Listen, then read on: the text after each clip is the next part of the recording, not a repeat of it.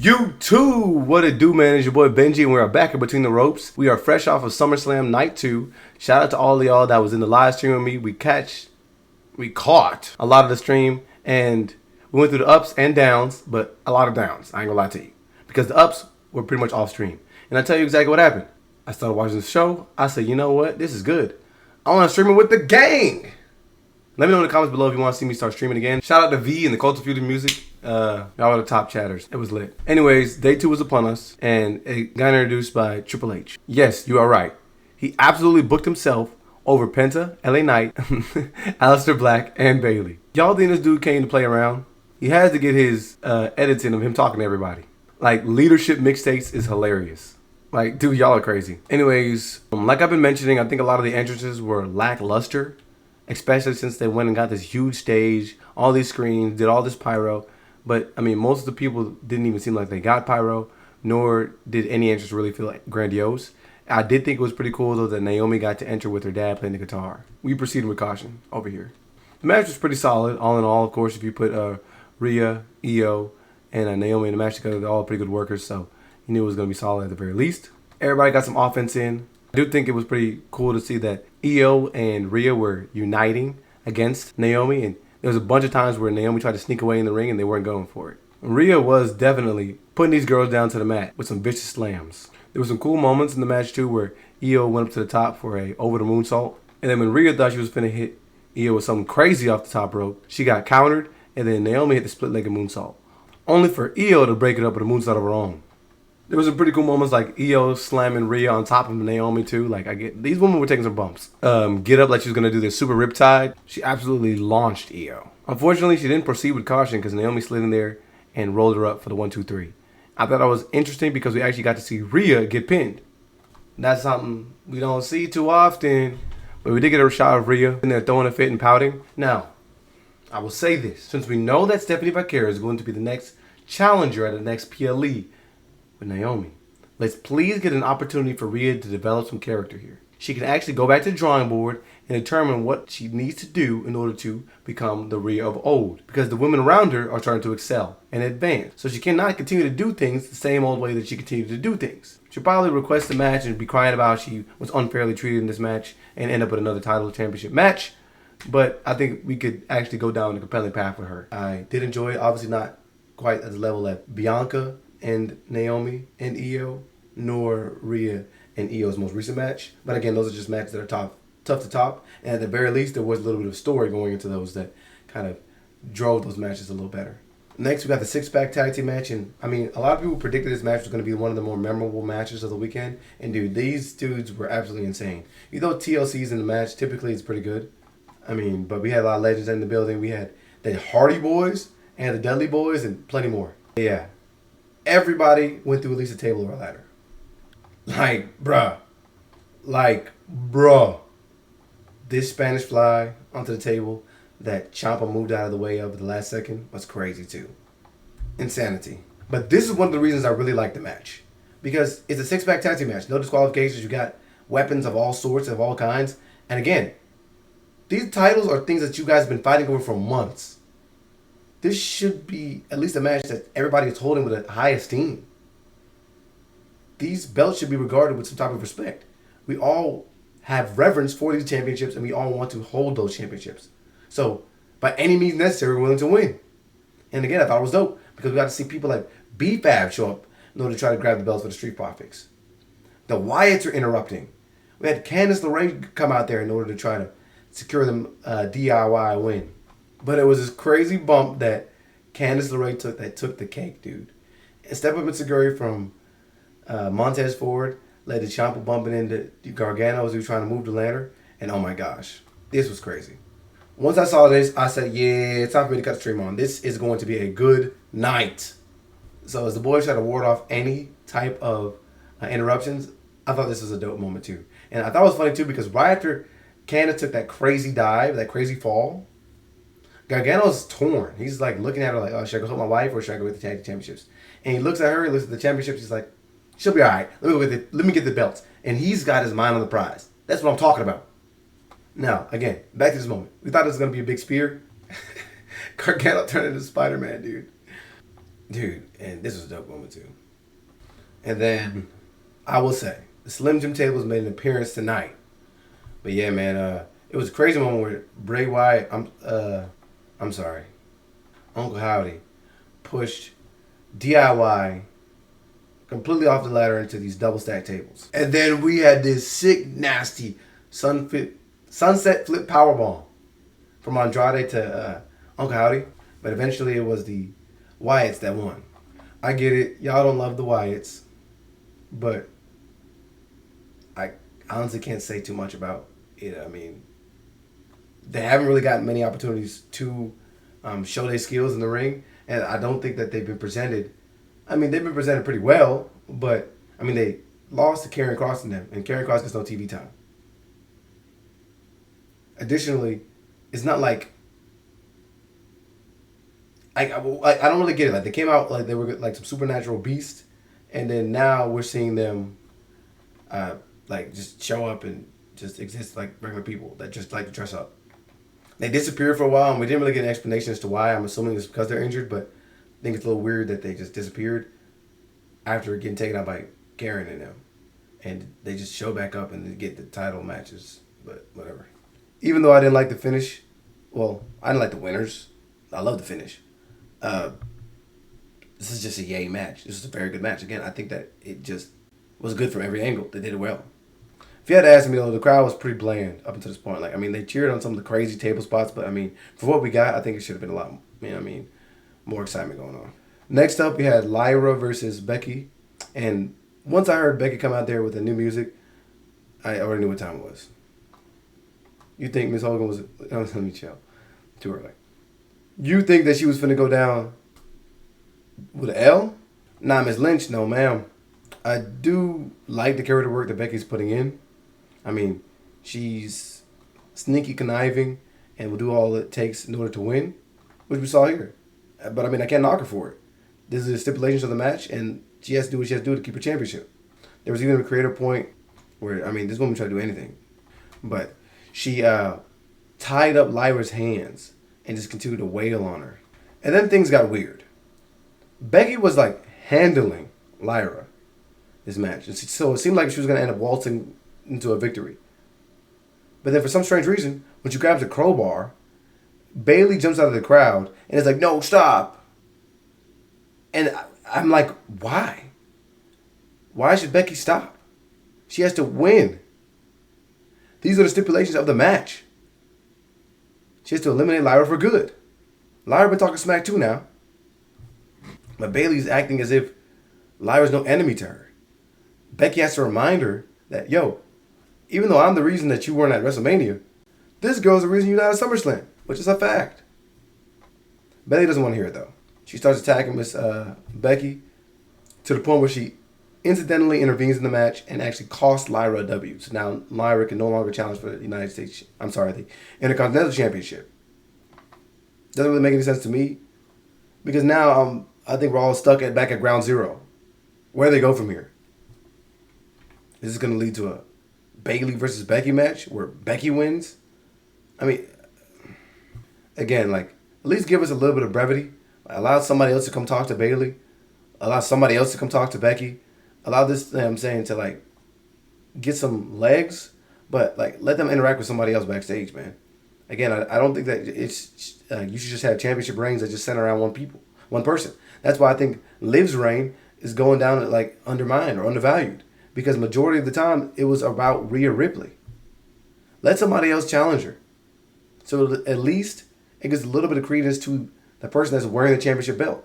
People want your belt. You shouldn't just be able to spend the entire time or your entire reign just fighting with one person. Like, if you had to ask me, at some point, you got to get the back of the line.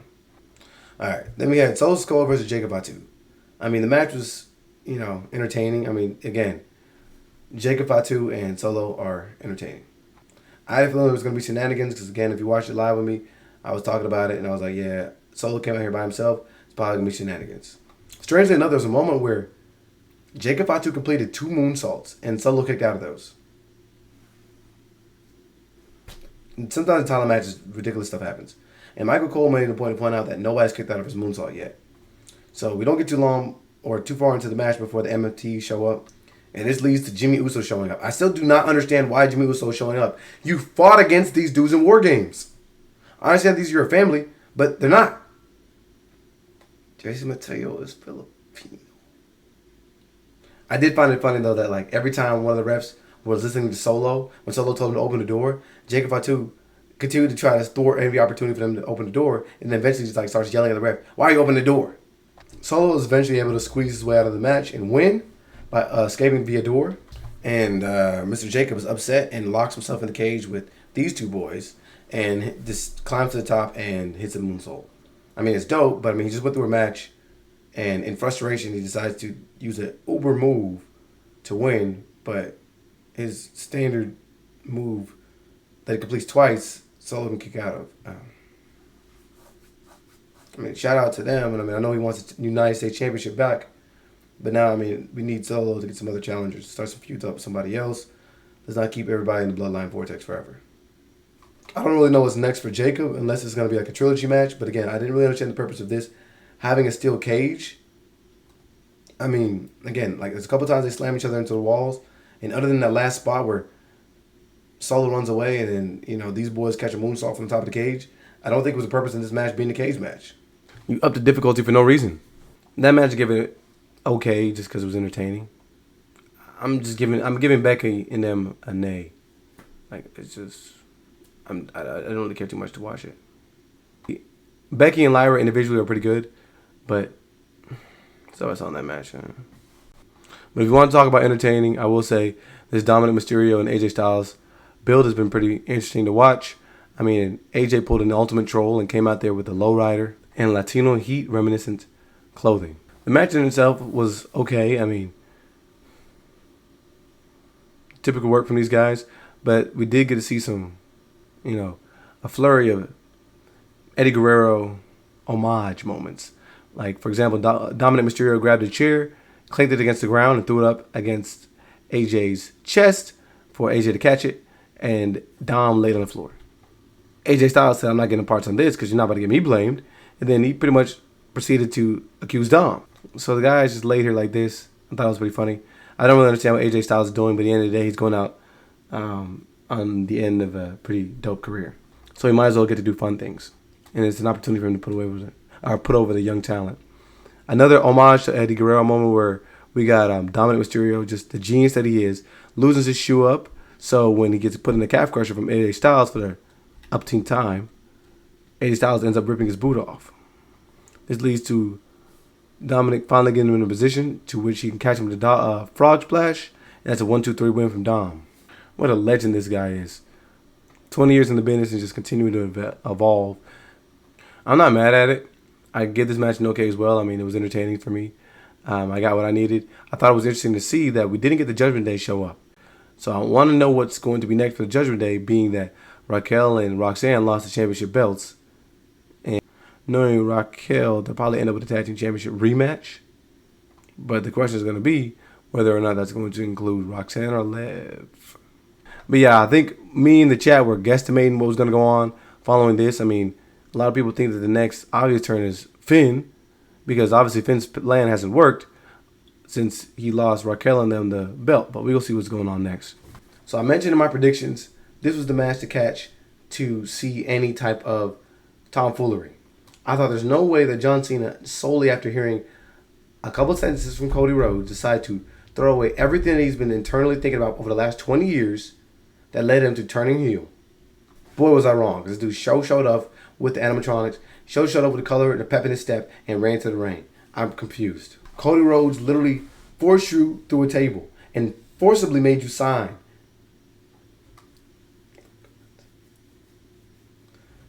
But a couple words from him are going to be what makes you say, you know what? I was wrong. What I was thinking about. Let's just throw all that stuff out the window. Water under the bridge, eh? And the crowd accepted it. Instantly. They cheered Cody Rhodes as he came out there. I mean, dude, he played a Dusty, a tribute. I mean, come on. And as soon as John Cena got to the ring, the crowd was losing their minds. They were all on their feet, standing ovation, all that.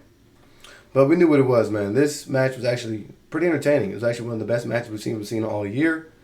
So, I mean, I didn't expect Cena to take all the lumps that he did this match. I mean, dude, if you paid your money and you were that whatever the right side of the ring, dude, you got your money's worth, dude. Because John Cena and Cody Rhodes fought over there throughout the crowd. They were slamming each other into fences, the floor, all type of stuff, man. They were interacting with people back there, throwing water, all type of stuff, man. So these guys waltzed through everybody, and it ended up with Cody Rhodes winning. I'm not a fan of people start spamming finishers and the other person kicks out. We saw 3 crossroads, John Cena kicked out. We saw crossroads, John Cena kicks out. Isn't the 3 crossroads like a super crossroads or something like that? Cena kicked out. We saw 3 AAs, Cody kicks out. We saw a super AA where he gets him on top rope and his AA, Cody kicked out. At that point, I don't even know what we're doing. What are we doing? I mean, dude, if Cena's able to Hulk and become Super Cena, why we got 2 people out there using each other's finishers and kicking out? Like, come on now. Like, all right, you get one little finisher. I slowly get to you and I try to pin you. You kick out. All right, cool. But like, bro, why are we doing this? Like, I can take a finisher like drinking water. But in the end, it's a Cody cutter through a table, and then the crossroads that ends up beating John Cena. And Cody acts as if he's remorseful for what he was doing. Dude, the dude was out there unbuckling the turnbuckles and beating John Cena with it. But yeah, no heel turn. So, yeah, that literally means this entire year, this WWE Unreal series, all this foolishness that we went through over the greatest heel turn of all time was for naught. Because dude just took 10 minutes to just say, you know what? All that's gone. And the fans ate it up with no problem. So, again, like at some point, we have the whole responsibility as fans. Because people in the arena just sat there and cheered when Cena's like, you know what? I'm going to be John Cena. And if he wants something, get some of the crowds over there and elated. Dude shows up with some color, and the crowd is elated. He's a nice guy Cena again. You just love it. You guys didn't just sit back and wait and say, wait a minute. We got to use our thinking caps, guys. Y'all didn't care about that. So, how can we continue to be mad at Triple H when he's booking the things that y'all are eating up? But after taking this L and John Cena just takes scene of it all, we hear the music. Now, if you was in the chat with me, you're absolutely flabbergasted as to what just happened. Why did this dude show up? And why did he show up when he did? After the match, he takes his time, he gets pyro. And dude just waltzes in there, attacks Cena, hits him with an F5, and then leaves. What was the purpose of this? Why did you attack a beltless Cena? Why did you wait 2 years to come back to attack a beltless Cena? Why did you wait 2 years after... Bro, Cody Rhodes just walked right past you. You were in Gorilla. That dude just won the championship. At the very least, you could have came in the middle of the match when John Cena and Cody Rhodes were kicking out of everything, and you came in there and hit him with the F5 and won, and that led to Cody Rhodes winning the match. So, at least now you could say, I left my stamp or imprint or something. Okay, if somebody randomly just hits me with the F5 and I work in a wrestling company, you're not allowed to... What does that mean? Like, that means that we enlisted a match? Even if we have been long-time rivals of some sense. I would argue that Randy Orton's a bigger rival than him. I get it, though.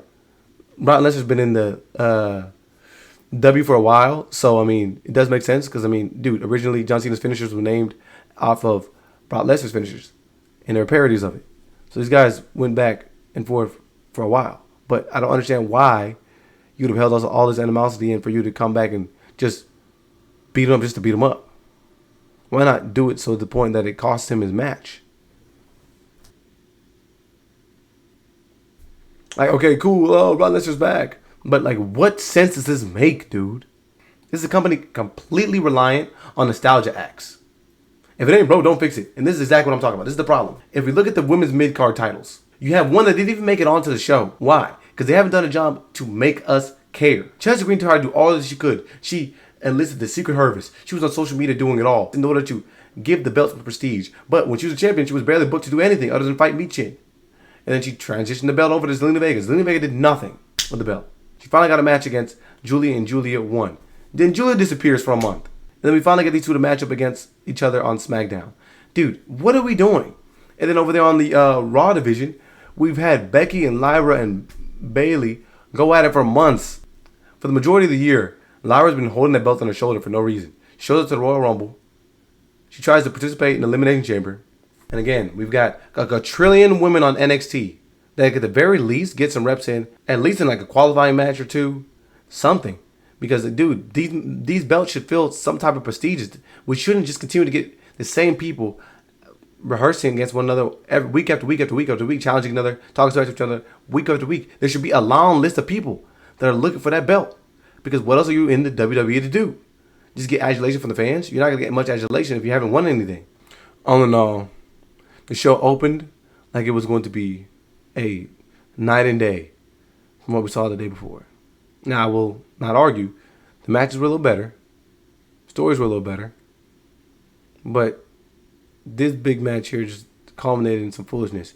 We see another moment where John Cena gets laid out in the middle of the ring, and this is to his next challenger. Now, what is Cody Rhodes up to? We have no idea. Some people in the chat were talking about Seth Rollins should have cast in on the CENA title.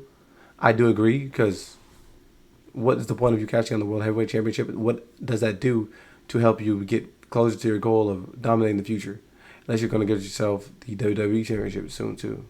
I don't really know. Again, like I said, majority of the champs are old, so we just keep bringing back the oldies just to continue to sell tickets. Dude, they brought Lesnar out of court just for this. We're going to see what happens next, man.